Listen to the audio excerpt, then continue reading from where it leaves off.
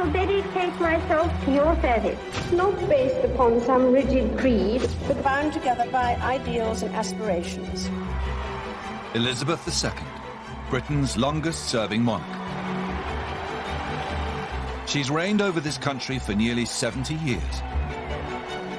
She's a woman of remarkable stamina. She's the most famous woman in the world.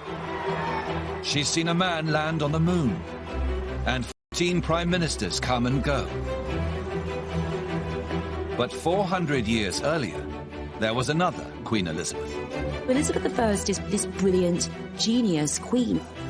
Now, we're setting the two Elizabeths side by side to see if, despite the centuries, there is more that unites than divides them.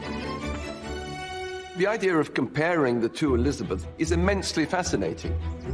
It might look on the surface that they have nothing in common, but when you dig a little deeper, the story becomes even more extraordinary. In the second part of this series, we discover how both Elizabeth's reigns are changed with the arrival of two extraordinary women. Both Mary Queen of Scots and Princess Diana take our two queens on difficult journeys.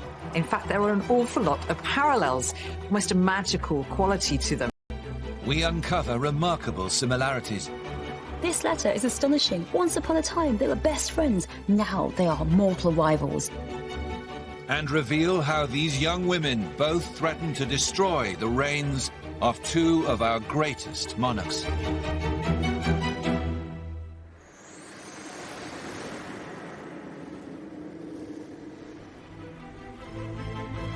The story of Queen Elizabeth I and Elizabeth II's rise to the throne has revealed some intriguing similarities. Both women rose from royal obscurity to become popular and successful monarchs. And their journey has made them both unflinching and dedicated queens. What unites the two queens is their sense of tradition and duty. But neither of the Elizabeths were supposed to be queen at all. They had a fairly tortuous path to the throne. But that wasn't the end of their battle. It was just the beginning. Both Elizabeths battle with two very different women that enter their lives. Mary, Queen of Scots, and Princess Diana.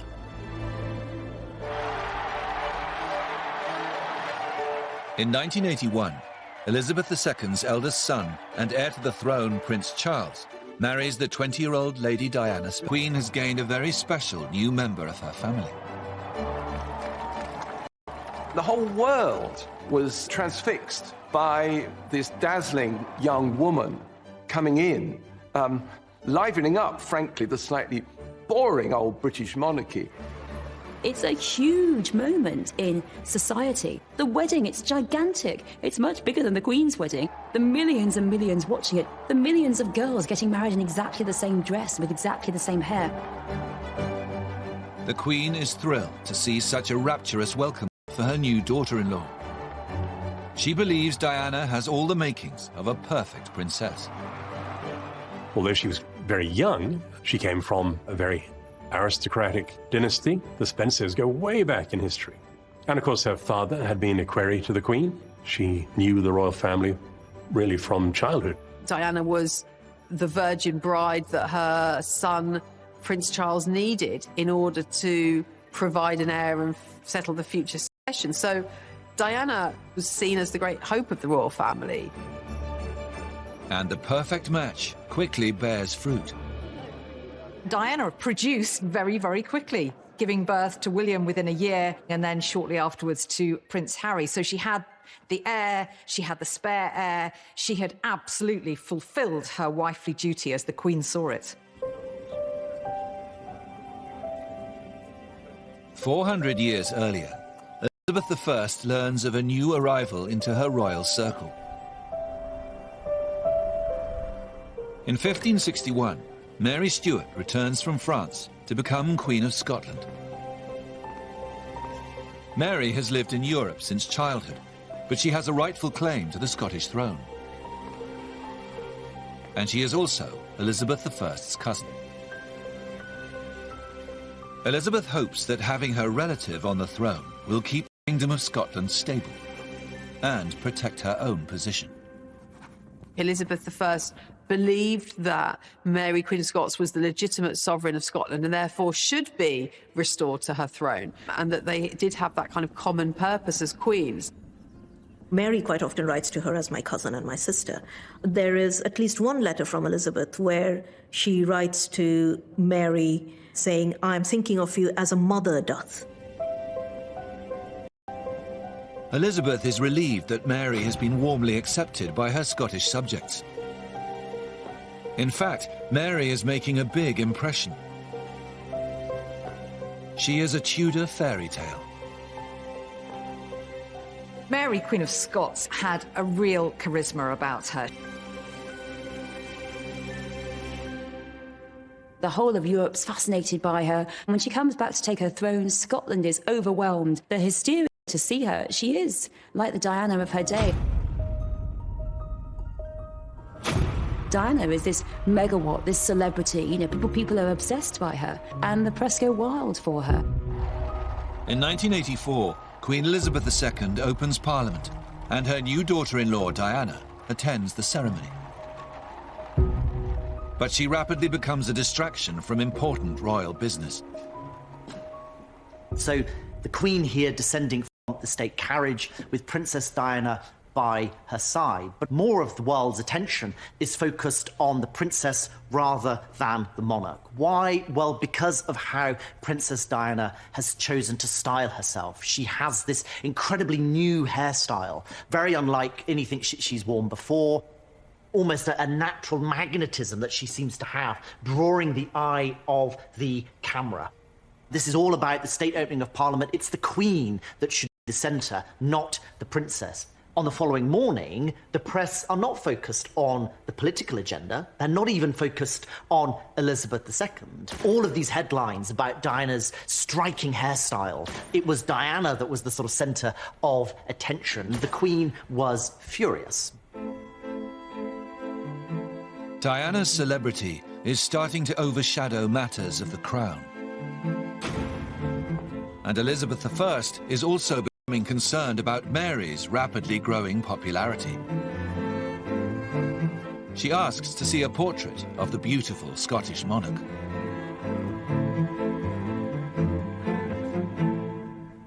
What I think is so striking about this image is Mary's hairstyle.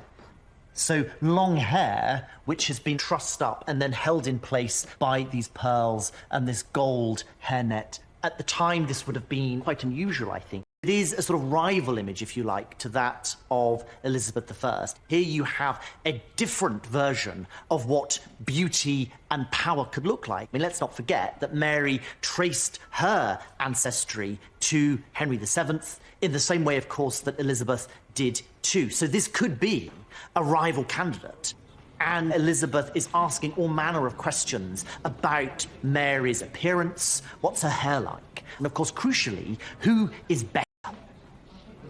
And there are some really striking parallels between those images of Diana with this presentation of Mary, Queen of Scots. Both women have a little bit more license to play with their image, and that makes them more alert at Elizabeth II, that their power could be precarious.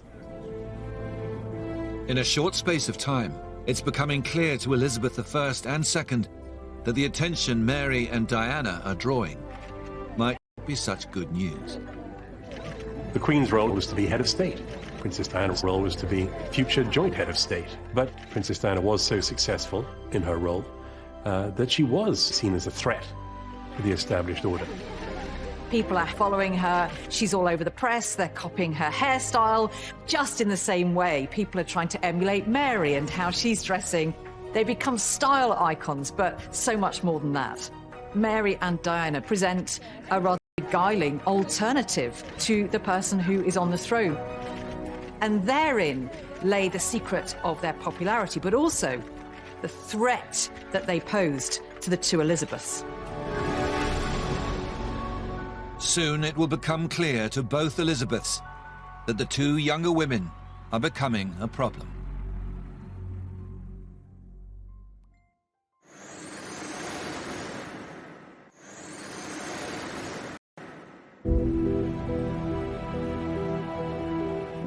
Elizabeth I and Elizabeth II both placed the importance of the crown before anything else.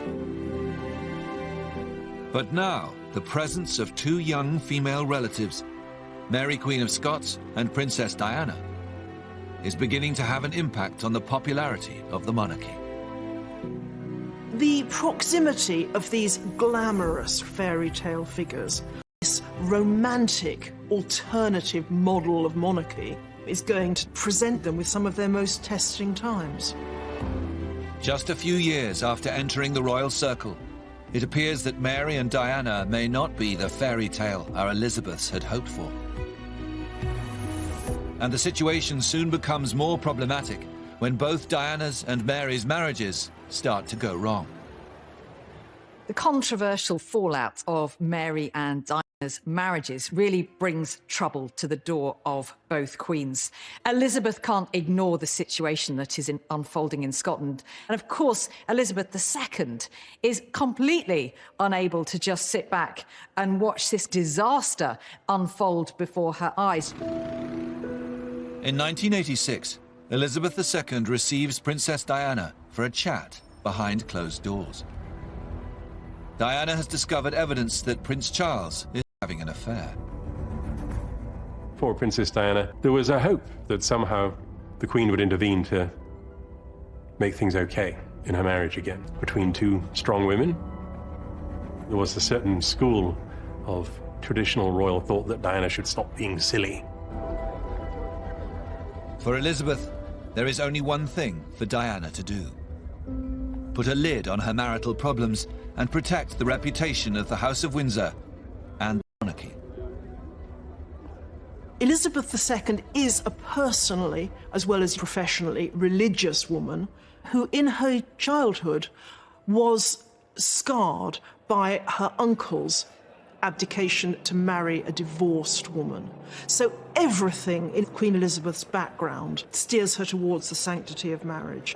And certainly she'd have seen marriage as something to be worked on and subservient to preserving the future of the throne. But Diana wasn't made like that. Diana was angry. Diana was defiant. She thought, the heck with this. I am not going to be swept under the carpet. Centuries before, Elizabeth I is disappointed to find out that Mary, Queen of Scots, has ended up in a troubled marriage of her own. Mary has chosen to marry a powerful English nobleman called Lord Darnley. Very early in Mary's reign, she married Henry Lord Darnley. Now, it was a love match for her. She fell head over heels. But Darnley was unsuitable in every single way as a consort. He was hot-headed, arrogant. He was actually quite a cruel man. So the marriage became absolutely toxic.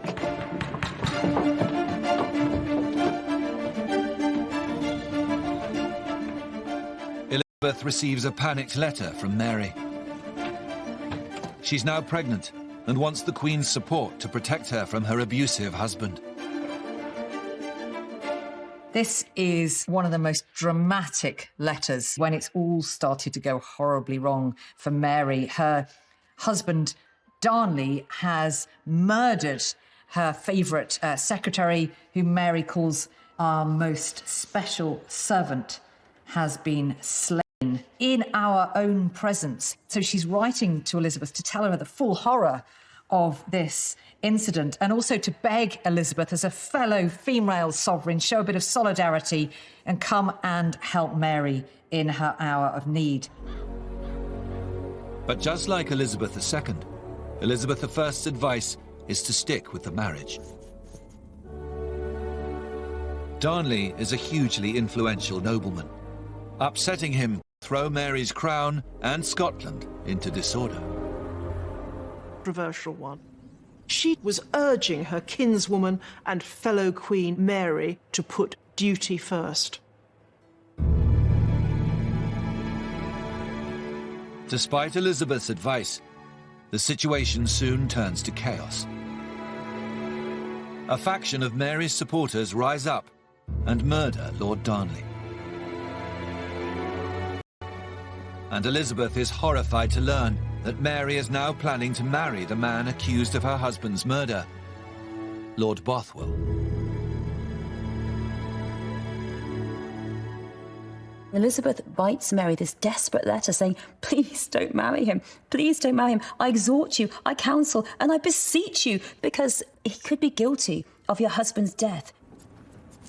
That letter, it's like the verbal equivalent of shaking someone by their shoulders, saying, what are you doing? The Queen's pleas fall on deaf ears, and Mary goes ahead with the marriage.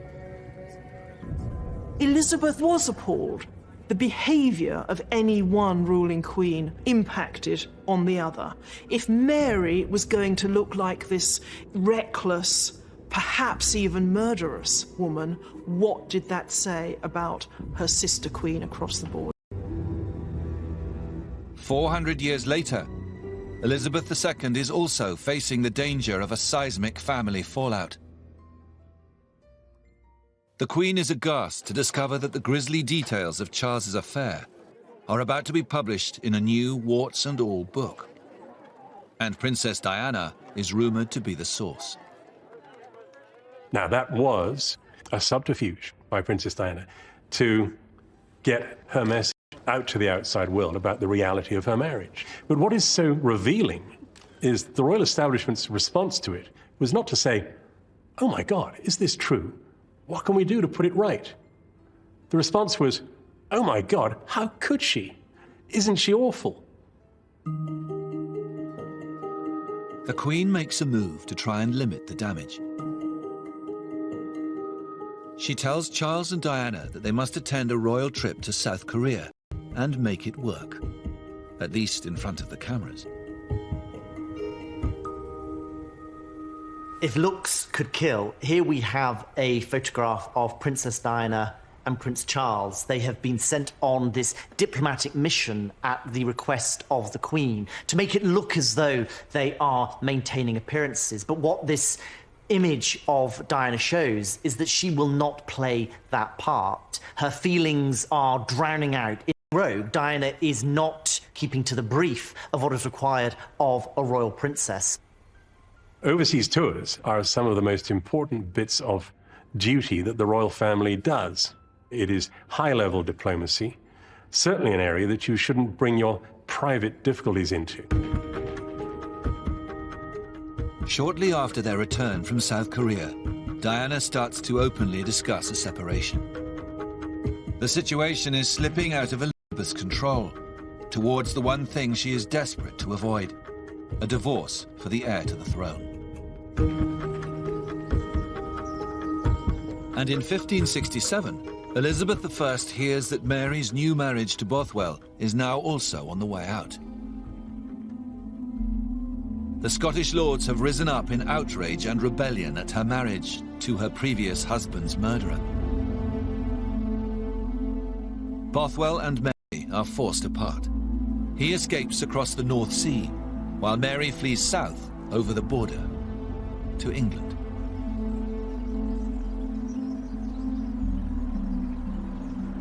She comes to England to seek sanctuary and also to get Elizabeth's help to restore her to the Scottish throne. But when Elizabeth learns of Mary's presence in her country, it quickly becomes clear that the Scottish throne is the least of her worries. Mary's religious background makes her an attractive prospect for some very powerful factions.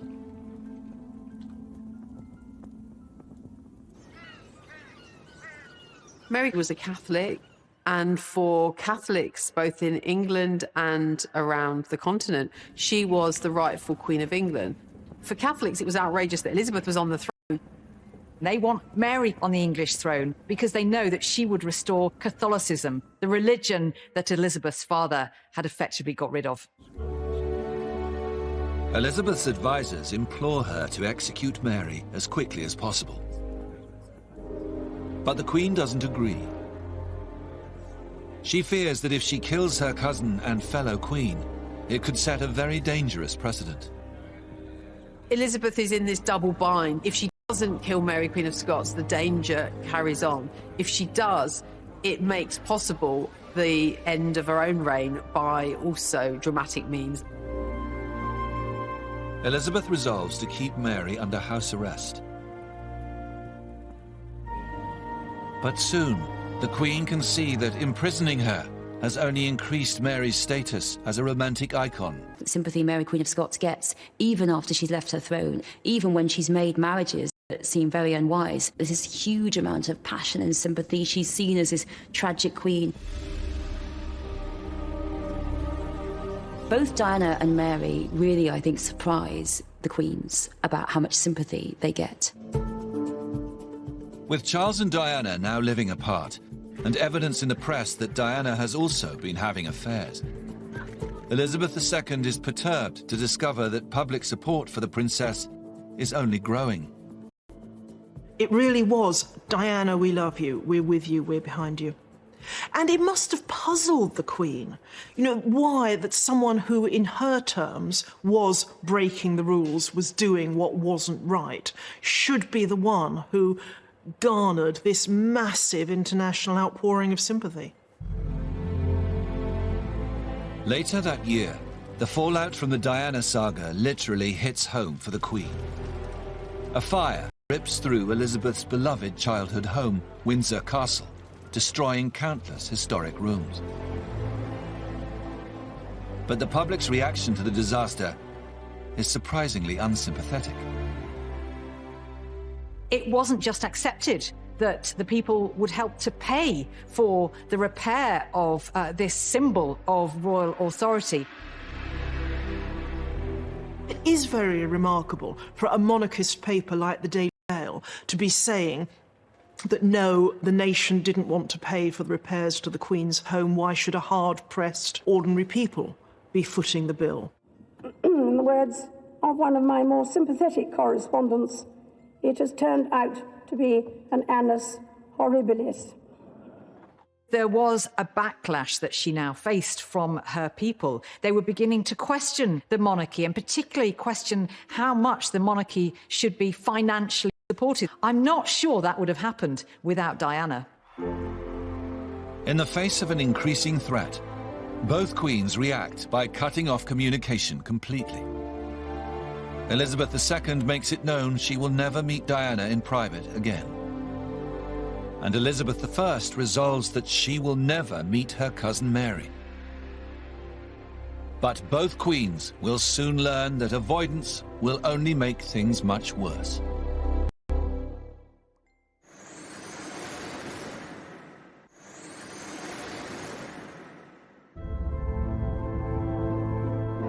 Both Elizabeth's attempts to contain their problematic royal relatives soon go amiss. Elizabeth I discovers that White her and take the throne. And Elizabeth II faces a rebellion of her own when Princess Diana agrees to a television interview at the demise of her marriage. There's definitely a moment when both Mary and Diana become outright rebels, enemies to the queens. So for Mary, it's after she arrives in England and she starts to involve herself in various plots against Elizabeth. And for Diana, it's when she goes public. And that is striking a killer blow. In 1995, Diana sits down with the BBC's Martin Bashir and spills all the personal details about her failed royal marriage to an audience of 22 million people. That panorama broadcast was a declaration of war, and it was accepted as such by the Queen and the House of Windsor. Shortly after, the Queen writes to Charles and Diana instructing them to divorce. And in a shock move, she also demands that as part of the deal, Diana will lose her title. The stripping of the HRH from Diana, I see as a rare instance of spite on the part of Elizabeth II. The Queen's cool, to some extent, deserted her, and combat was engaged. Elizabeth I has the power to be much more brutal. For years, she has resisted calls to have Mary executed. But under immense pressure, she now finally starts to crumble. Elizabeth has taken on the greatest dark night of her soul with Mary, Queen of Scots. To make the decision to execute her, she really doesn't want to. Elizabeth finally signs the order for Mary's execution. But she almost immediately regrets her decision and calls it back.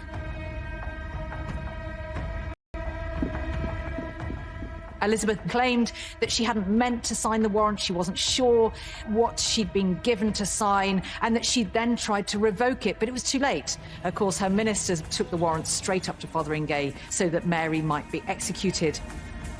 They realised that if they wait days, weeks to sort of decide on how this is going to happen, Elizabeth may well have changed her mind, and so they act decisively, they act quickly.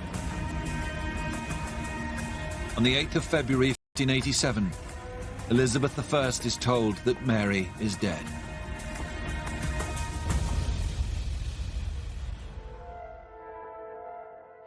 This is what's left of the Mercedes in which the Princess of Wales and... The hours of the 31st of August 1997, Queen Elizabeth II is woken with her own terrible news.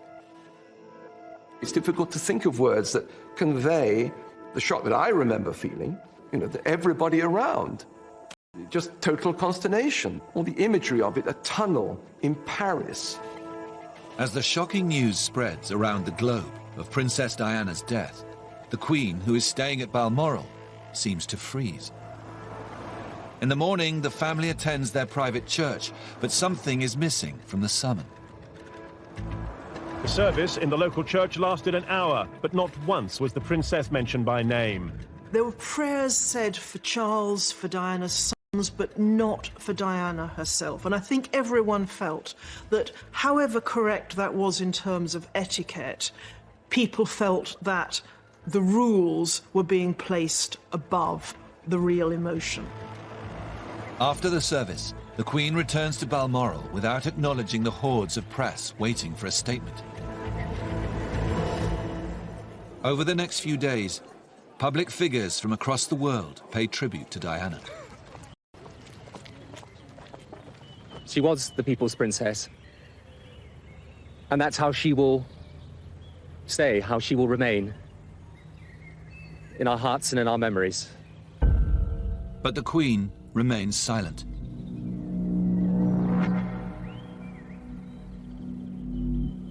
Elizabeth I also withdraws completely.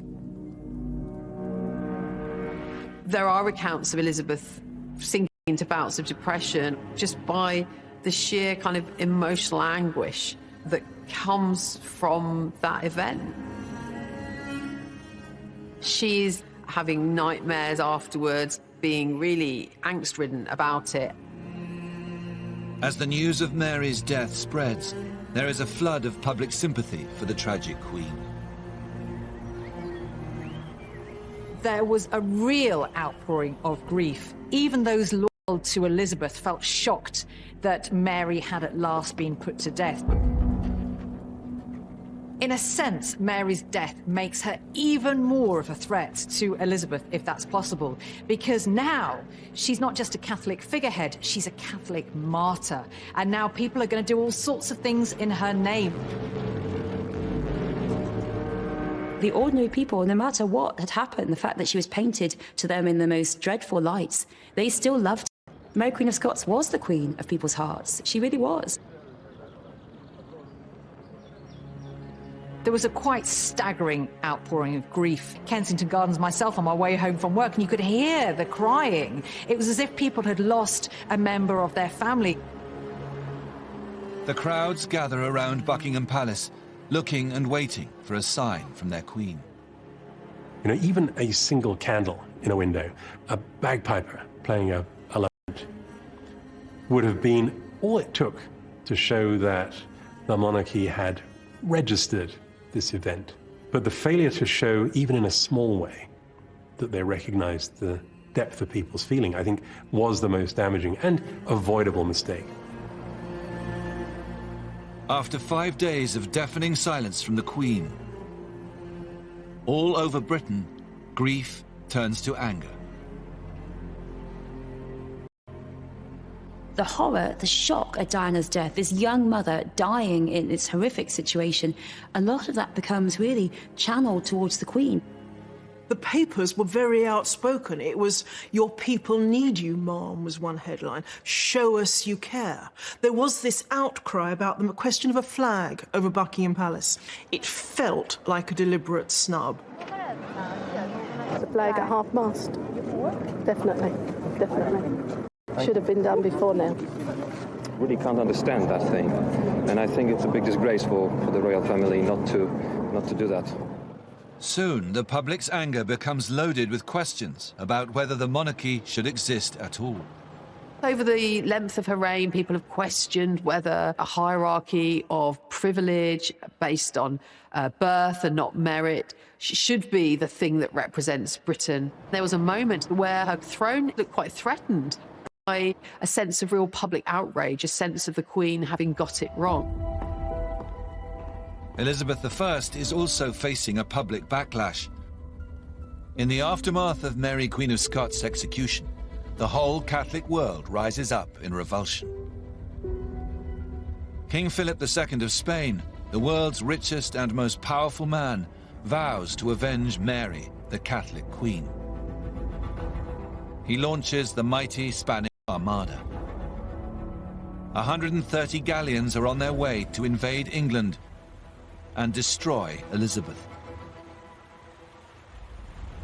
The Armada is the single most serious threat that Elizabeth has faced in 30 years as Queen.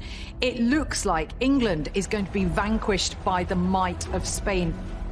And in the days after Diana's death, there is quite a volatile atmosphere in England. It almost feels like there's some kind of rebellion brewing. To disaster, to people questioning the monarchy, to people saying, what is the monarchy for? The deaths of Mary, Queen of Scots and Diana, these push our queens, Elizabeth I and Elizabeth II, to the closest moments of crisis that they have throughout their whole reigns. But our two queens are in hiding and on the brink of a major disaster.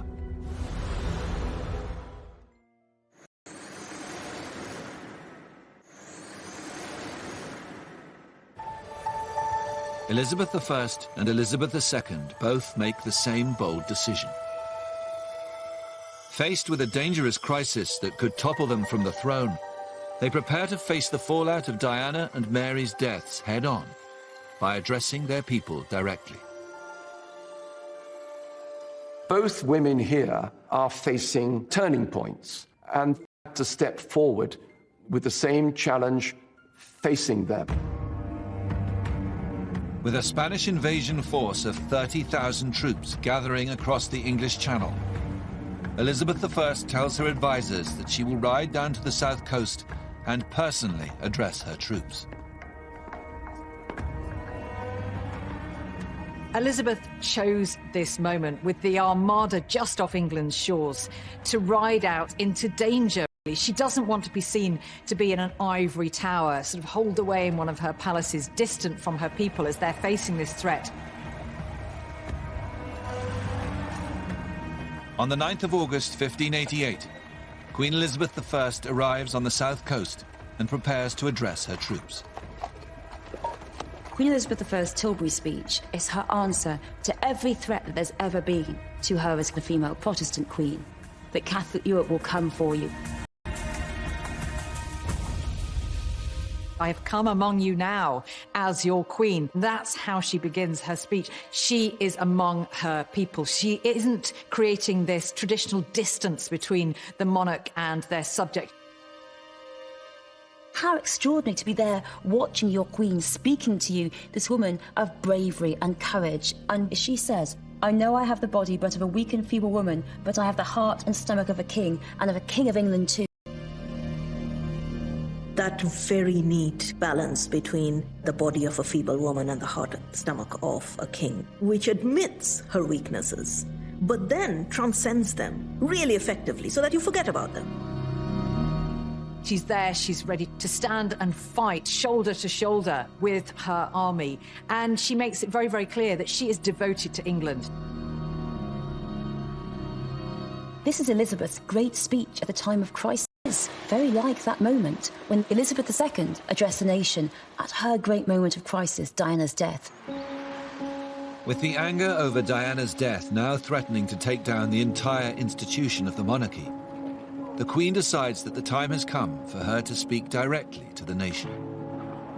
This is the greatest moment of crisis in her reign. She has to get back the public affection. There is this anger against her. If she got this one wrong, it would be another nail in the coffin of the monarchy. And the Queen is the only one who can save it. Everything's riding on this one public TV address. The day before Princess Diana's funeral, Queen Elizabeth II finally arrives at Buckingham Palace and heads to the live broadcast room. There is a huge amount of pressure on the Queen at this moment. If she comes across as in any way aloof, then really there are going to be disastrous consequences. What I say to you now, as your Queen and as a grandmother, I say from my heart. First, I want to pay tribute to Diana myself. She was an exceptional and gifted human being. In good times and bad, she never lost her capacity to smile and laugh. She tries to reduce that very traditional distance between herself and her people. And now she shows herself to have a much more human, even vulnerable side. I, for one, believe there are lessons to be drawn from her life and from the extraordinary and moving reaction to her death. I share in your determination to cherish her memory. Showing feeling for Diana, showing feeling for the people. This is something she has never done in all her many, many years on the throne. That speech turns everything around. She sounded very sincere, and she looked as though she was very moved, and I think that will satisfy everyone. I thought it was a grandmother speaking and not a queen. I was quite moved by it. I thought she said everything she should have said. Can't think of anything that she left out at all. It's one of those moments when you can feel history turning, and the lump comes to the throat, and suddenly all is right again. It is an extraordinary comparison across the centuries between two women who both managed to sway the course of history through what they say to their people. Just a day after Queen Elizabeth I delivers her speech at Tilbury, she is told of incredible news. Sir Francis Drake and the English Royal Navy have scattered the Spanish Armada. Elizabeth has defeated the mighty power of Spain. There's a wonderful portrait of Elizabeth I called the Armada Portrait, and it's particularly wonderful because of the aura of power that it seems to possess. This portrait has Elizabeth with her long white hand on the globe as the mistress of the world. And beyond, you look out onto the sea where the Spanish ships are burning. And that's such a fantastic encapsulation of Elizabeth as Gloriana, as the Queen of England. In the years that follow the Diana crisis, Queen Elizabeth II's popularity also goes from strength to strength. As she continues to carry out her duties with unwavering dedication, she's also managed to have a little fun along the way. Elizabeth II commands great affection and respect, whether people are great monarchists or republicans. And whatever comes next, her reign will define the monarchy in a way, I think, that will never be repeated. It is perhaps the last of its kind. We have seen how Elizabeth I and II share some remarkable similarities, both coming from royal obscurity to win over doubters and strengthen their nation's position in the world. They have overcome tragedy and adversity to secure their place in history as two of Britain's longest reigning and most successful monarchs. Elizabethan England, that was a great age for our country. Francis Drake, Walter Raleigh, Shakespeare. I think we can rightly take pride in that, and it wouldn't have worked like that if she'd been a different sort of woman. Elizabeth II, driven by the same mental fortitude, the same sense of duty, in a totally different age, she has triumphed as well. This woman has made the second Elizabethan age come true. She's given real meaning to it for people. And, as you see, made us feel quite emotional about it.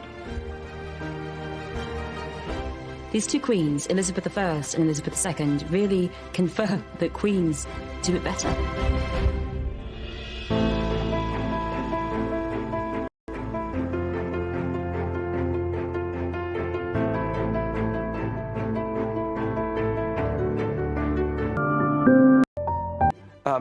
Livening up, frankly, the slightly boring old British monarchy.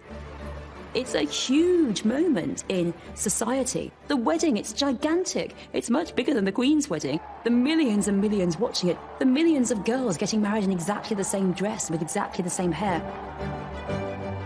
The Queen is thrilled to see such a rapturous welcome for her new daughter-in-law. She believes Diana has all the makings of a perfect princess. Although she was very young, she came from a very aristocratic dynasty. The Spencers go way back in history. And of course, her father had been a query to the Queen. She knew the royal family really from childhood. Diana was the virgin bride that her son, Prince Charles, needed in order to provide an heir and settle the future succession. So Diana was seen as the great hope of the royal family.